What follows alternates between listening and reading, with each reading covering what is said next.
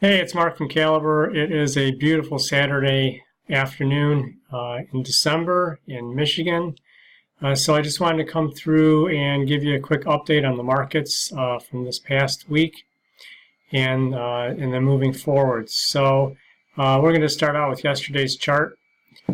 So again, remember that the line indicates the price of the bond, and as the price of the bond goes up or down, the rate moves in the opposite direction.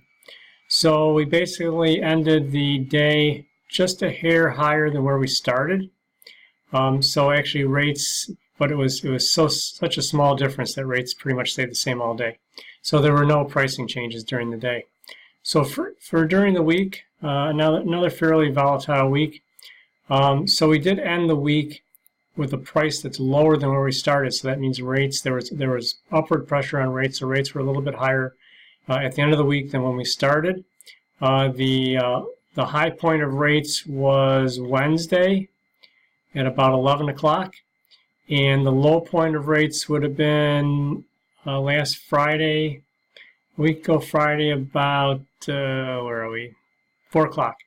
So again, you can see that the chart, as we've always talked about, rates have been volatile, the charts have been volatile.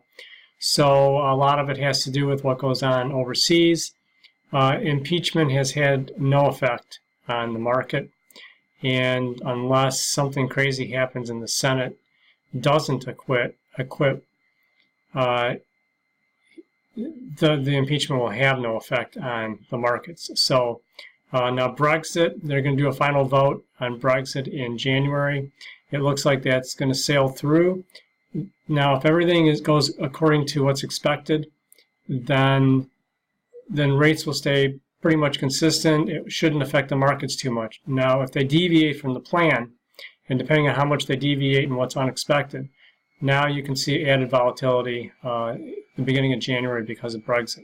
And again, there's always the chance that the tariffs, which were agreed on, may or may not happen. So as long as the agreement on the tariffs continue and move forward, then again, the tariff talks should not have much of an effect on rates. So it looks like we're going to be a little consistent. There is some upward pressure on rates in general, but I think we're still going to be in a good zone for the next couple of months.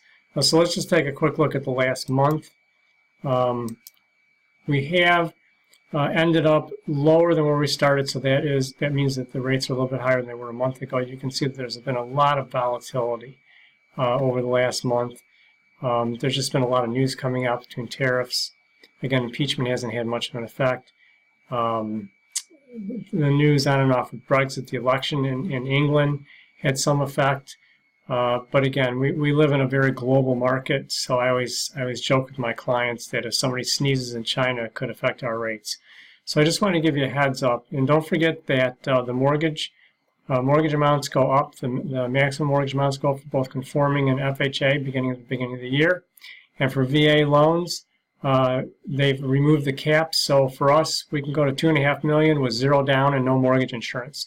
And I know a lot of people go, why would anybody do that? But if you're self-employed or you've got better things to do with your money than stick it in the house, it would make perfect sense. So give me a call, 248-705-8431, and have a very happy holidays.